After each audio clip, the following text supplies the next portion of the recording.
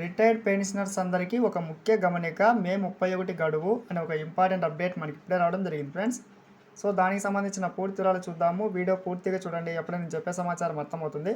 మన ఛానల్ని first time చూస్తుంటే ఖచ్చితంగా ప్రతి ఒక్కరూ సబ్స్క్రైబ్ చేసుకోండి ఫ్రెండ్స్. సబ్స్క్రైబ్ చేసుకోవడం వల్ల ప్రభుత్వం నుంచి వచ్చే ముఖ్యమైన ఇంపార్టెంట్ అప్డేట్స్ అందరికంటే ముందు మీరు తెలుసుకునే అవకాశం అయితే ఉంటుంది. అలాగే మీకు వీడియో నచ్చితే తప్పకుండా లైక్ చేయండి. లైక్ చేయడం వల్ల ఇటువంటి ఇంపార్టెంట్ న్యూస్ మన పెన్షనర్స్ అందరికీ చేరుకుంటుంది.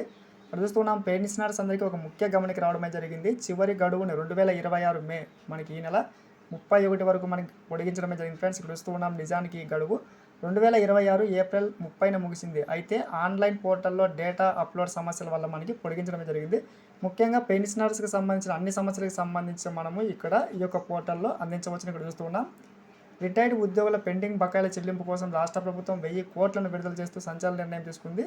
అయితే ఒక ప్రత్యేక నిర్ణయం తీసుకుంది. దీనికోసం మంత్రులు మరియు ప్రజాప్రతినిధుల వేతనాల నుంచి 50% వరకు మినహాయించి ఈ మొత్తాన్ని రిటైర్డ్ ఉద్యోగులకు అందించనున్నారు ఫ్రెండ్స్. అయితే ఇంతవరకు మనకి పెన్షనర్స్కి సంబంధించి పెన్షన్లు డిఆర్ అరియర్స్ అయితే క్రెడిట్ అయితే కాలేదు, గమనించండి.